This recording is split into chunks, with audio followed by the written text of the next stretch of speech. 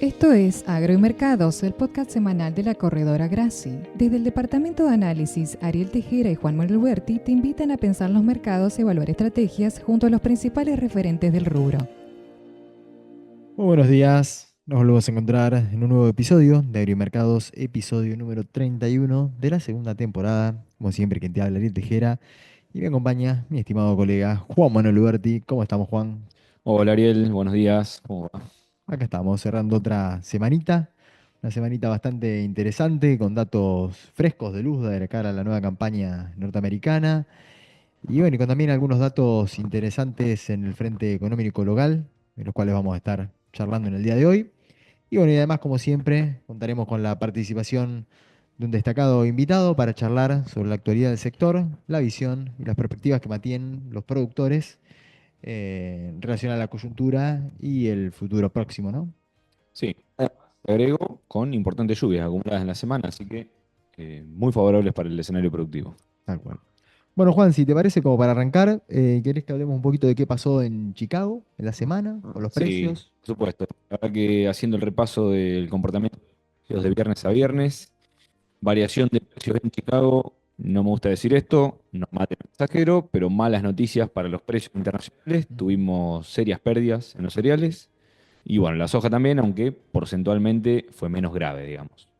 Yo creo que la reflexión general que en este episodio es pensar si empezó a darse la corrección de precios relativos de la soja contra el maíz, en base a los datos que nos aportó el Foro Agrícola Anual de Luzga, y ahora vamos a meternos un poco en los números, pero bueno, como les decía, variaciones de precios, tuvimos más o menos $10 de pérdida para la soja, unos $14 de pérdidas para el maíz y $18 de pérdidas para el trigo en Chicago. Respecto de soja, estamos en pleno avance de la cosecha en Brasil. Ya estamos superando el 40-50% de la cosecha. Y además para los próximos días tenemos un pronóstico climático bastante favorable, así que la continuación de la trilla debería darse a buen ritmo y ya con un gran volumen de mercadería en el mercado, ¿no?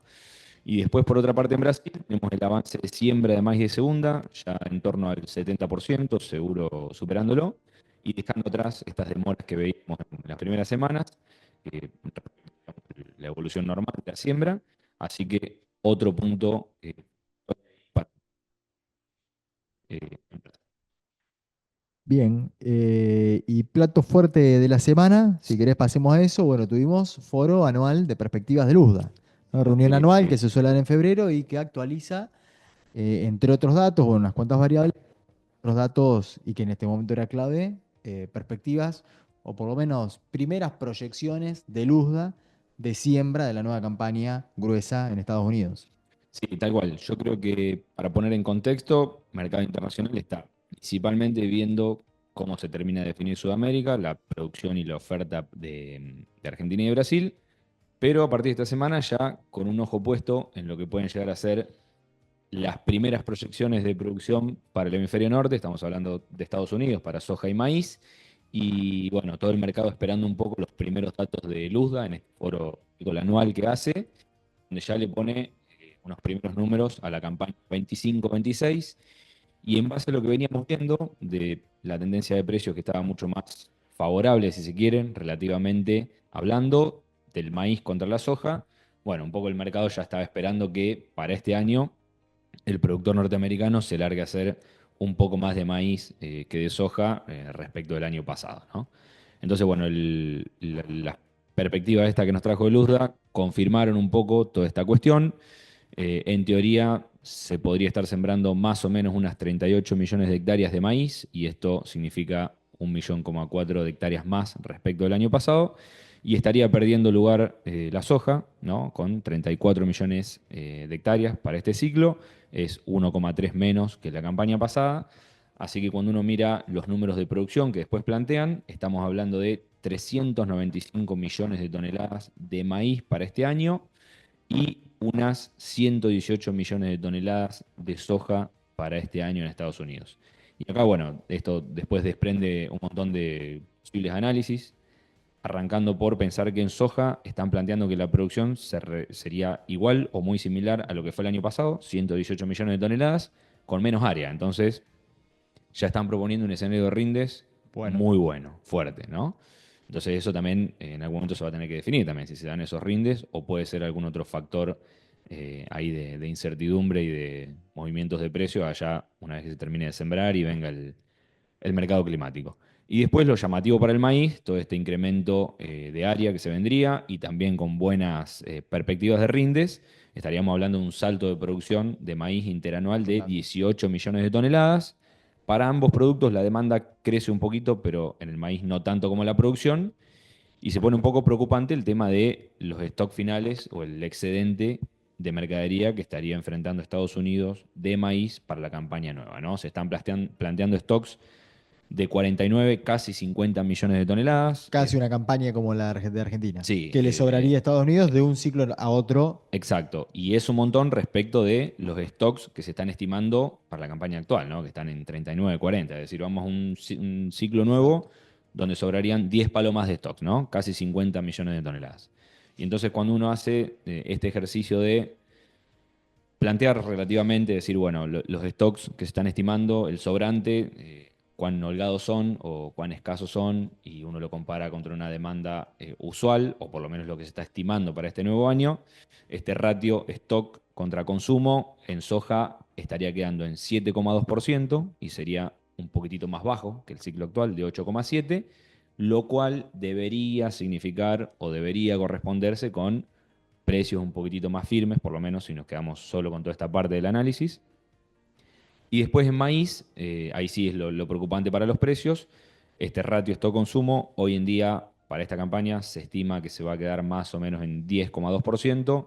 Con toda esta estimación nueva, estos datos preliminares, también que vale aclarar, todavía falta mucho para esto, ¿no? Se tiene que sembrar realmente este área, tiene que suceder todo el desarrollo de los cultivos, cómo se comporta el clima y que realmente se ejecute la demanda como se plantea de esta manera para que sobren esos stocks. Pero bueno, decíamos maíz pasaría de 10,2% a 13%, por lo cual eso, contrariamente a la soja, debería relacionarse con un nivel de precios un poco más bajo y ahí empezar a darse esta corrección de precios relativos que veíamos en Chicago cuando uno mira el precio de la soja noviembre a cosecha dividido el maíz, como para tomarlo como indicador de ver cuán firme está un producto contra el otro. Esa relación hoy en día en torno a 2,25%, normalmente suele ser 2,4%, es decir, un maíz encarecido frente a la soja. Bueno, si se da realmente todo este panorama, podríamos pensar en un acomodamiento, digamos, de esta relación. Bien, en este contexto me parece que clave a seguir ya de cara a las próximas semanas cuando el USDA empiece de nuevo a publicar los reportes semanales de avance de cultivos, es seguir, bueno, la evolución de la siembra, efectivamente, de cuando se empieza a publicar en algún momento de soja y de maíz, para ir viendo lo que va pasando con eso. Y bueno, y en fin de marzo, gran parada, donde vamos a tener allí sí ya relevamiento a Sí, productores sobre intención yo de creo siembra, que ¿no? la próxima parada importante para este tema es realmente el informe trimestral del USDA, que va a salir a fin de marzo, donde además del recuento de stocks físicos para esta campaña, también el reporte ya de intención de siembra de soja y maíz para Estados Unidos. Y después, bueno, así que como con el panorama internacional, me parece que esta semana fue eso, Sudamérica, las lluvias en Argentina y el panorama de oferta acá, y estos nuevos datos para Estados Unidos y lo que podría ser las ideas, las primeras ideas del ciclo 25-26. Para terminar con fuera, te agrego comercial. La semana que viene entrarían en vigencia las tarifas de Trump. Estamos hablando de aranceles de 25% a las importaciones desde México y Canadá y 10% a las de China. Y esto, bueno, se entiende que podría haber alguna consecuencia quizás en el comercio y menores exportaciones de soja, maíz y trigo de Estados Unidos eventualmente, con, bueno, impacto. Bien. ¿Algún datito de Argentina, Juan? Hablabas de las lluvias, clima. Sí, yo creo que lo principal estuvo ahí. Tuvimos bastantes lluvias acumuladas en la semana. Si uno mira el repaso de los últimos 7 días, los principales caudales en todo lo que es el centro y la zona núcleo del país, desde el centro de Santa Fe hasta el sur y todo lo que es sudeste de Córdoba y provincia de Entre Ríos, dependiendo de la zona puntual, ¿no? Pero en términos generales, 80, 90, 100 milímetros acumulados. Y en la provincia de Buenos Aires, sobre todo en lo que es el centro, ahí sí hubo destacados de arriba de 120, 130 milímetros acumulados, dependiendo de la región. Y después lo que es el margen del norte de Córdoba, norte de Santa Fe, Santiago del Estero y Chaco, con menor suerte, mucho menos milímetros acumulados. Y bueno, todo esto mejorando un poquito la condición de los cultivos, ¿sí? Tenemos 67% de la soja en condiciones normales, buenas y excelentes, maíz 70% de buenos, normales y excelentes, y bueno, todas estas lluvias que va a dejar buenas reservas de humedad y sirve principalmente para todo lo que es el maíz de segunda, porque lo de primera ya estaría definido. Comenzó a trillarse, tenemos más o menos 5% de avance de cosecha a nivel nacional, y bueno, toda esta semana entendemos que se habrá frenado por el tema de las lluvias, va a seguir lloviendo la semana que viene, así que habrá que esperar después que baje. Bien, Juan, buenísimo. Pasando algún temita más de agro, estamos, me Sí, parece. no, paso los precios local, la soja estuvo bastante firme esta semana, 130.000 pesos la tonelada, el maíz ahí más tranqui, 215.000 pesos, quizá algún numerito inferior sobre el final. Y bueno, en un mercado que, decíamos maíz, ya empezó a expresar una baja de los 225.000 pesos que tocó semanas atrás, y ya reflejando lo que sería el empalme de campaña, ¿sí? Y bueno, trigo, algo un poco más débil también, bajando a cerca de 220.000, 225.000 pesos. Y bueno, los futuros, uno mira las pantallas del MADOA también en baja, todo esto de las lluvias y encima esta tendencia internacional de precios a la baja, nos dejó la soja mayo bajando unos más o menos unos $5, cerca de 2,92, 2,93 sobre el cierre del viernes. Y bueno, maíz julio también unas caídas de $5 a más o menos $185 por tonelada. Bien, excelente, Juan. Bueno, último datito positivo para cerrar antes de pasar al invitado, que se vincula a datos de más bien de actualidad en materia de economía. Tuvimos buenas noticias relacionadas a nivel de actividad. Dos buenas noticias, o por lo menos dos buenos indicadores.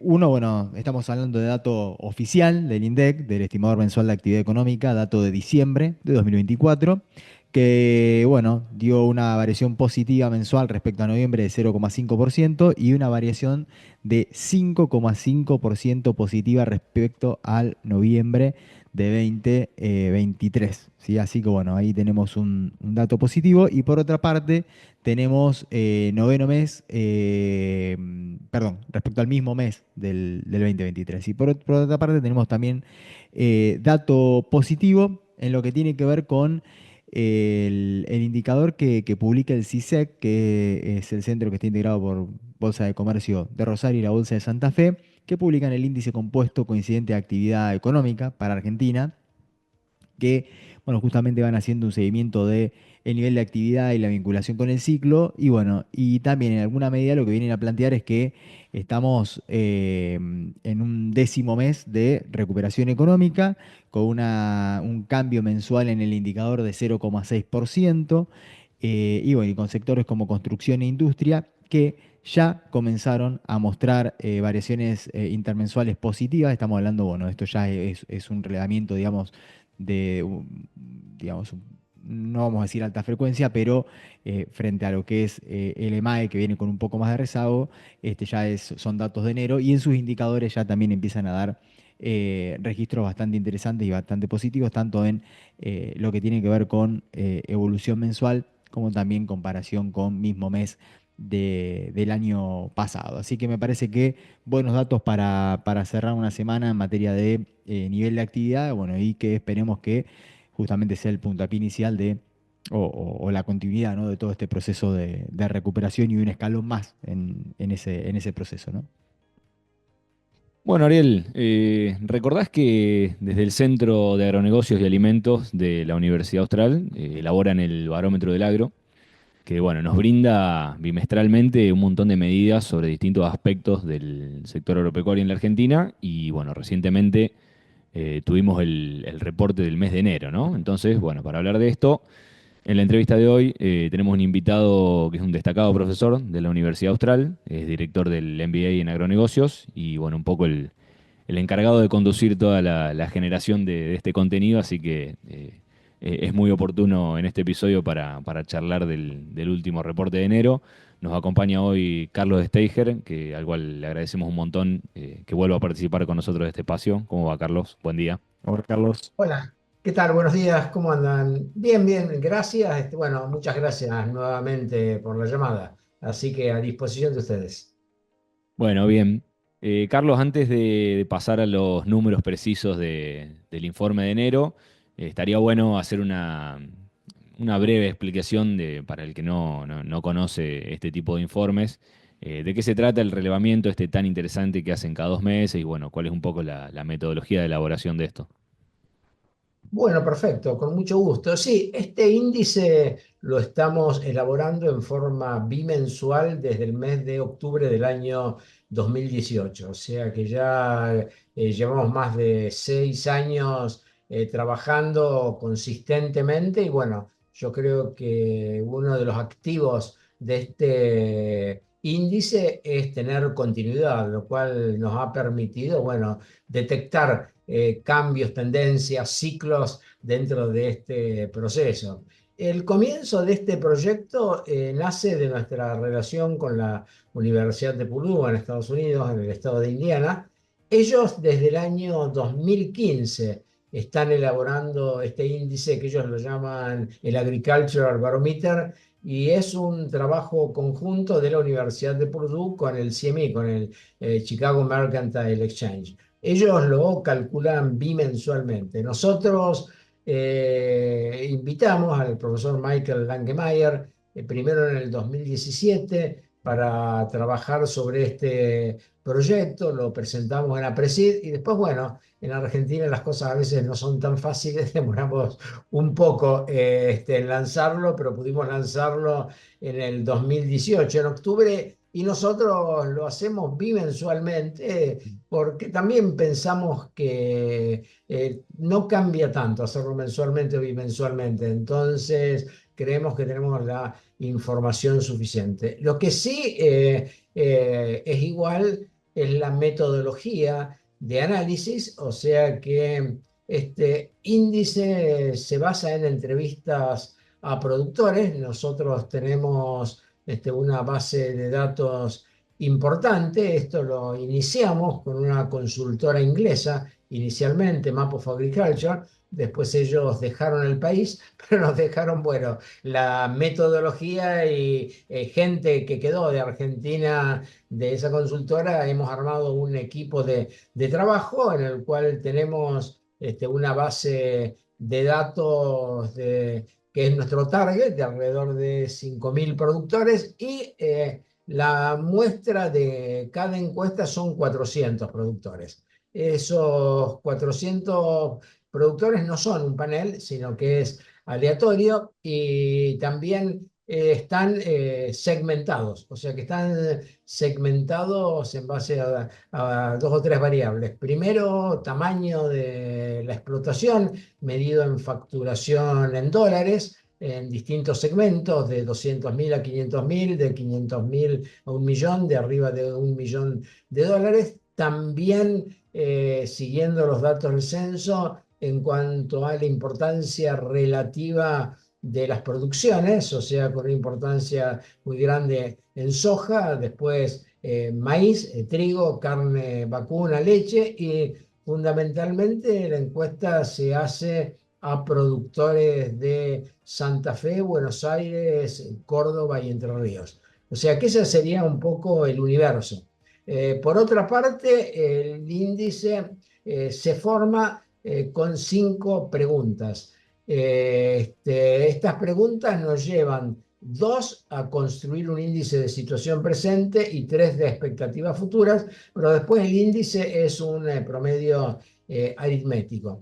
El valor del índice se calcula así en cada pregunta: es porcentaje de respuestas positivas menos negativas más 100. O sea que 100 sería un punto de equilibrio. Cuando el índice da por arriba de 100 indica confianza, optimismo, cuando da por debajo de 100 indica, bueno, algo de sensación de desconfianza, pesimismo. Y las 5 preguntas son, primero, el índice presente es cómo está su situación financiera actual comparada con un año atrás.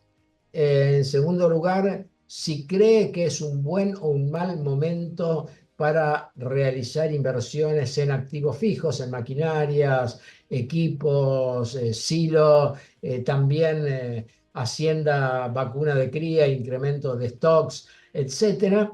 Y esos serían los 2 componentes del índice presente. Y el índice futuro es cómo cree usted que va a estar financieramente de acá a 12 meses. Segundo, ¿cómo cree usted que va a estar el sector agropecuario de acá a 12 meses?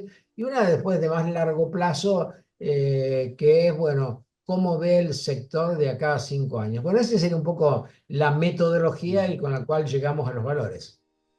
No, la verdad que súper interesante y bueno, con un trabajo que tiene todo un respaldo metodológico serio, ¿no? Sí, sí, y es muy interesante también porque, bueno, nos permite tener ese, ¿no? Esa medida y esa sensación de cómo es percibido, ¿no? El sector por parte de los principales actores, en definitiva, no del mismo. Sí, sin duda. No, exactamente. Y además nosotros hacemos también, esas son las 5 preguntas estructurales, y después siempre hacemos preguntas coyunturales, ¿no es cierto? Que tienen que ver a veces con la coyuntura climática, a veces con los mercados, a veces con la coyuntura política, etcétera. Por ejemplo, en las preguntas coyunturales le preguntamos, y justo caímos en el medio, si el productor pensaba que el gobierno iba a bajar las retenciones antes de la cosecha o no. Este, Sí, y después, Carlos, justo respecto a este informe en particular, te quería preguntar eso. En el momento que hicieron el relevamiento, porque entiendo que la publicación corresponde al mes de enero, ¿no? sí, con Eh, esto el mes de enero empezamos más o menos fines de enero y terminamos primera semana de febrero. Bien. claro, Bárbaro. entonces contempla justo los días de esto en donde cambió el esquema de retenciones y también justo se dieron los días donde empezó a llover, digamos, o veníamos justo con días complicados en ese sentido. Exactamente, exactamente. Ahora, con las retenciones fue un tema interesante porque los productores no eran muy optimistas, justamente cuando digamos, Digo, solamente pues un son 10. justo dos temas cruciales, ¿no? Para el ánimo del productor y las decisiones que pueda llegar a tomar, ¿no? De retenciones y el devenir climático. Totalmente, o sea que fíjense que un 19% solamente eran optimistas en que iba a haber algún cambio Mm. antes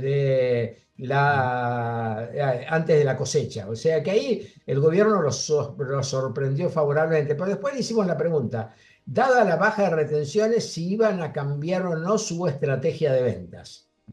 Y ahí fue más relativo, porque ahí solamente un 45% dijeron que iban a acelerar ventas y un 60% dijeron que lo que iban a vender era lo que les quedaba de la campaña anterior. Y solamente un 29% que iban a comenzar a fijar precios de la nueva campaña. O sea que eso es más o menos una percepción de ese fenómeno, del tema retenciones, básicamente. Sí, sí, que si bien fue como positivo el anuncio, no fue lo suficientemente quizás contundente o por lo menos para quebrarnos la toma de decisiones. También nosotros, bueno, a veces reflexionamos en el hecho de que también, si bien es temporal, se extiende en el tiempo hasta junio, no genera tanto apremio quizás, no como otro tipo de medidas anteriores, no sé, pienso en un dólar soja, alguna de esas cuestiones que era como más apremiante. Bueno, era un mes se abría, se cerraba, esto es como que también genera una ventana temporal. Sí, Eh, sí. exactamente. Por eso vamos a ver ahora, vamos a empezar el próximo sondeo ahora el 10 de marzo, que coincide con el comienzo de Expoagro, etcétera. Bueno, veremos ahora qué es lo que puede pasar, sobre todo por el tema climático, ¿no es cierto? O sea que en definitiva hemos visto que, bueno, que sobre todo en soja ha habido una mejora en precios, pero parece que ustedes eso lo deben saber mejor que yo, pero que como que la fijación de precios, la comercialización algo ha cambiado, pero no No, dramáticamente. no, tal cual, sí, sí, compartimos esa visión. Bueno, ya que empezaste a adelantar ya visitas de lo que fueron dando los sondeos. Pasando ya así al relevamiento en términos generales, barómetro de enero. ¿Qué nos podrías decir así en términos generales de lo que digo? Vimos bueno, una caída, cómo hay que interpretarla. ¿Nos Ok, comentás un poco? sí, bueno, perfecto. Buenísimo. Miren, veníamos del mayor índice de toda la historia, que era el de noviembre, ¿no es cierto? Con 149, con lo cual eso era algo que había empezado desde algo muy, muy bajo en el año 2023, que empezó justamente a mejorar sostenidamente. Siempre daba bastante, mucho mejor el índice futuro que el presente, ¿no es cierto? Era como Como hay que, optimismo siempre hay que exactamente, se puede venir. es como que se daba eso, y bueno, obviamente después, bueno, yo creo que ahí por eso, nosotros también estamos preparando un estudio que vamos a presentar en Expoagro de cómo el impacto de las políticas públicas. O sea que Ajá. evidentemente había todo un tema de perspectivas de cambio de escenario político, pero bueno. Claramente esa no es la única variable, ¿no es cierto? El clima, los precios, los costos juegan mucho. O sea que nosotros pensamos que, bueno, que en noviembre fue muy alto porque básicamente, primero desde el punto de vista climático, la gruesa había empezado bien, con buenas condiciones para la siembra, etcétera. Los precios, obviamente, de esta campaña no son buenos, pero tampoco habían caído demasiado y nosotros también en ese índice le preguntamos también, porque en el fondo también había un tema de que la rentabilidad no va a ser la mejor en esta campaña. Y era como que ellos lo que esperaban básicamente, por eso el futuro era mejor, era que, y obviamente con una rentabilidad baja, el peso de las retenciones es mucho más grande, pero bueno, ellos confiaban, un 60% confían en el gobierno, en la palabra del gobierno y que de alguna manera cuando se consolide el equilibrio fiscal se iban a bajar las retenciones. O sea que eso fue básicamente el tope.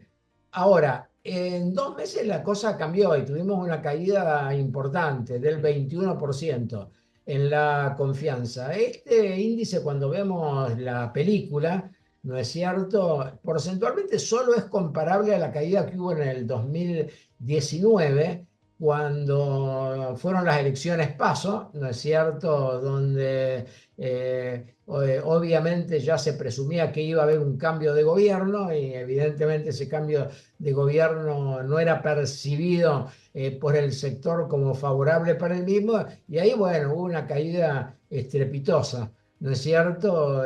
O sea, ahí de 137 cayó a 70. Ahí la caída fue de un 45%, básicamente. Y después el índice nunca volvió a estar arriba de 100 durante 4 años. O sea que eso fue lo que se planteó. Ahora, esta caída nosotros la vemos un poco distinta a la anterior, porque la vemos más por factores netamente económicos, es decir, fundamentalmente la baja de la rentabilidad, ¿no es cierto? La baja de la rentabilidad por caída de precios, los costos han aumentado en dólares, o sea que cuando uno analiza el comportamiento de los precios, llamar en pesos versus el costo de los insumos, que evidentemente hay un estrangulamiento realmente grande en la rentabilidad, o sea que la rentabilidad ha caído y bueno, por eso, y con un contexto de precios internacionales no favorables, si bien hay mucha volatilidad, ustedes eso lo saben mejor que yo, ¿no es cierto? Pero es como que de los mercados no esperan mucho, entonces el único factor que puede de alguna manera modificar la rentabilidad es que le saquen el peso de las retenciones y tampoco eso va a pasar en el corto plazo. O sea que en definitiva es donde de alguna manera pegó todo eso, ¿no es cierto? Y donde más pegó fue primero en el índice presente, que se desplomó un 33%. Y por otro lado, donde más pegó es en las condiciones de de inversión, donde allí un 67% de los productores consideran que no es un buen momento para invertir en activos fijos. O sea que, en definitiva, yo creo que ahí es donde pegó. Si bien la inversión, en definitiva, es inversiones con un horizonte de tiempo de 5 años, etcétera. Entonces, de golpe un mes más, un menos, pero ratifica básicamente eso, porque en el fondo una inversión, yo creo que justamente un horizonte de tiempo tan largo, primero que comprar un tractor, una maquinaria, etcétera, claramente hay que calcular la rentabilidad de esa inversión, y ahí juega mucho el cash flow, la rentabilidad, por un lado desde los ingresos y los márgenes, y por otro lado las tasas de interés. O sea que, en definitiva, todavía para ese periodo de tiempo las tasas de interés en términos reales, en pesos, son altas, o sea, son positivas. O sea que, en definitiva, esto es otro efecto. Obviamente es muy probable también, y por lo que hemos hablado con empresas y demás, que viene ahora Expoagro, va a haber aparentemente una oferta bastante agresiva de créditos en dólares a tasas menores, bueno, corriendo obviamente el riesgo cambiario, ¿no es cierto? O sea que es como que enero fue un poco un combo, un sacudón, un poco de todo, ¿no es cierto? Y eso es lo peor. Cuando uno piensa por qué son optimistas en el futuro, piensan que de todos modos el famoso tema esta de las retenciones, si se estabiliza la macroeconomía, algún día van a desaparecer. Pero bueno, eso es lo que hace estar mal hoy, Optimista. pero ser relativamente optimistas con relación al futuro.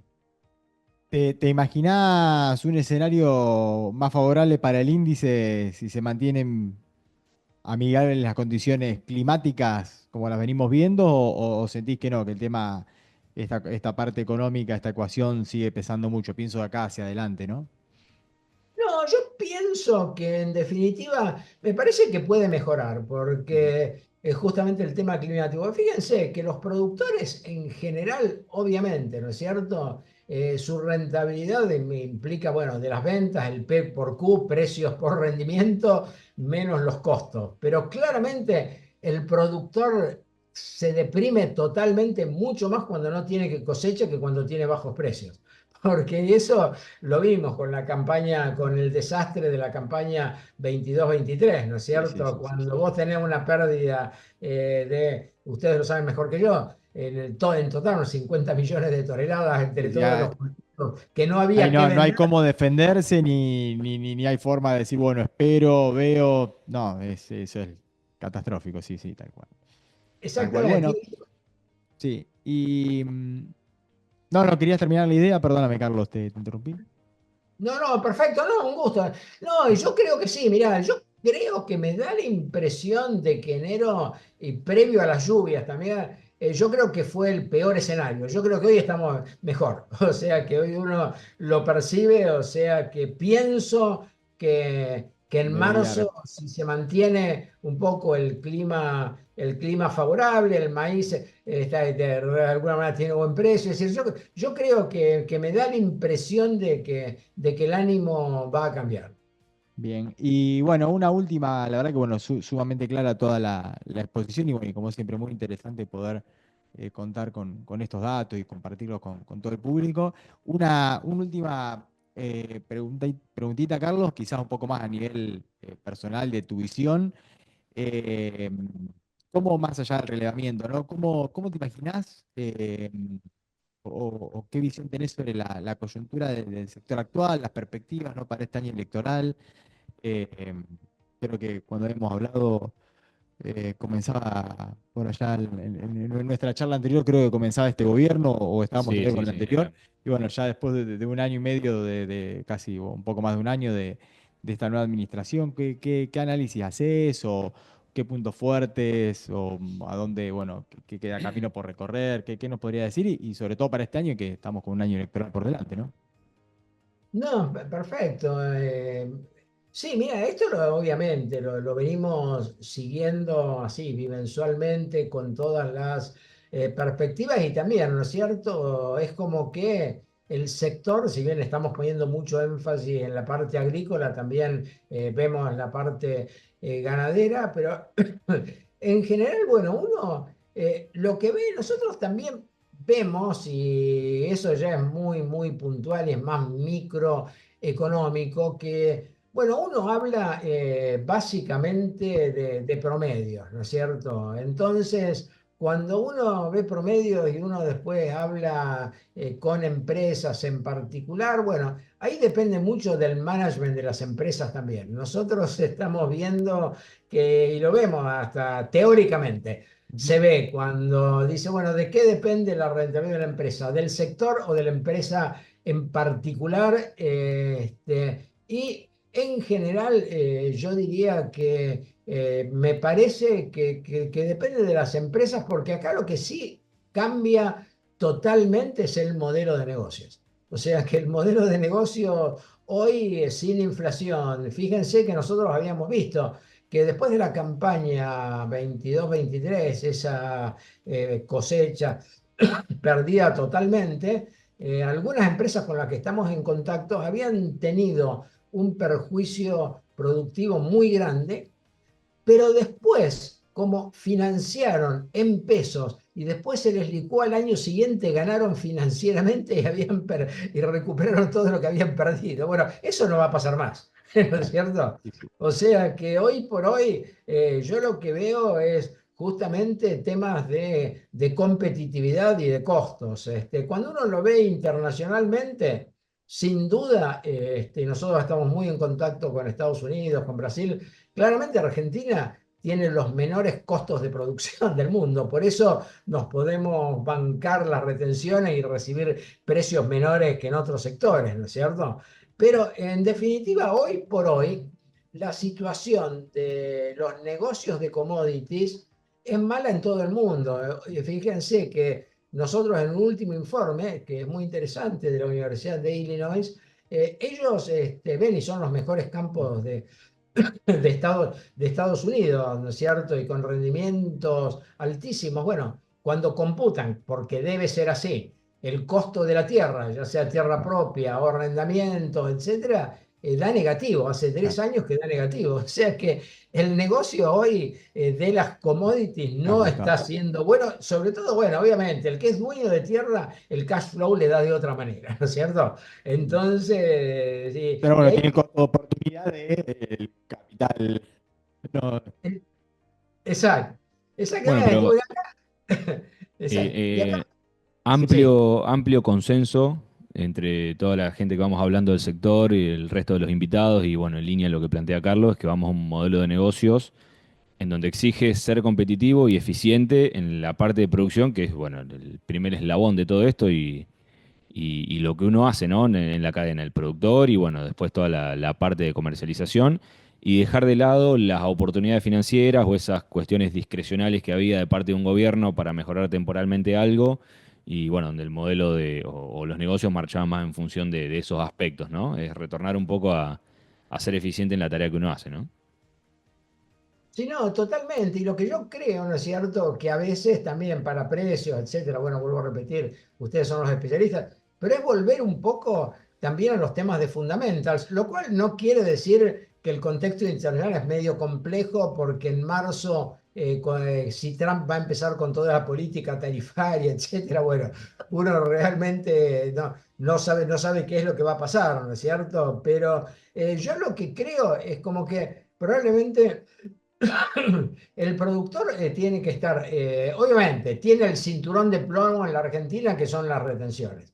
O sea que en definitiva se sobrevive porque se es tremendamente eficiente a niveles internacionales, porque se reciben precios mucho menores que la competencia. Pero ahí es donde me parece que va a haber que jugar mucho con eso. Y después hay otro tema, ¿no es cierto? El tema de que un 60-70% de la producción se hace en campos arrendados. Bueno, ¿cómo van a ir jugando los niveles de arrendamiento, esos costos, incluso los contratos, cómo se hacen? Yo creo que eso a veces donde te exigían una determinada cantidad cash por adelantado y punto, no, bueno, probablemente haya que cambiar, ¿no es cierto? Ir a compartir riesgos, a ver qué es lo que pasa. ¿no es cierto? O sea que estamos bastante cerca con los fundamentals y yo diría que a nivel internacional, obviamente, nadie puede predecir precios, ¿no es cierto? Salvo los mercados de futuros en el corto plazo. Pero me da la impresión de que estamos en una lateralización de precios, bueno, obviamente, históricamente a lo mejor razonables, pero no comparables con el boom que hubo en el 2022, Sí, con sí, la guerra, lejos no de caer. eso, Y sí. bueno, me parece que va a haber que manejarse con ese nivel de Correcto. precios y no esperar cosas raras de ganar con un boom financiero, que aparezca la soja 4, Sí, No, no, sí. tal cual, tal cual. ese tipo de cosas, porque nos parece difícil. Sí, compartimos plenamente. Bueno, Carlos, la verdad es que ha sido un placer tener unos minutos acá con nosotros, como siempre. Sumamente claras tus explicaciones, bueno, y también muy interesante tu visión. Así que bueno, esperamos poder tenerte acá en otro programa, Con mejores índices de con mejores confianza a índices la de alza. confianza. Bueno, muy interesante y le Perfecto. recomendamos a todos que siempre sigan y estén atentos a la publicación de este Sí, informe que se sí, hace pues. cada 2 meses, porque la verdad es que es muy interesante, bueno, y nos da un poco ese pálpito, ¿no? De cómo va evolucionando el Sí, sector y las sí, perspectivas. la verdad que es un gran trabajo, así que bueno, invitamos a todos a meterse en la página del Austral y bueno, buscar el Ag Barometer de cada uno de los bimestres que va saliendo, porque la verdad que es un contenido buenísimo. Bueno, Bueno, Carlos, un abrazo grande y muchas gracias por acompañarnos. Gracias, no, Carlos. gracias a Saludos. ustedes. Un abrazo y buen fin de semana largo. Gracias. Bueno, Ariel, así se nos fue un episodio más de Agro y Mercados. Nos volvemos a encontrar el próximo sábado. Saludos a Saludos. todos. Esto fue Agro y Mercados, del podcast semanal de la corredora Graci con Ariel Tejera y Juan Manuel Huberti.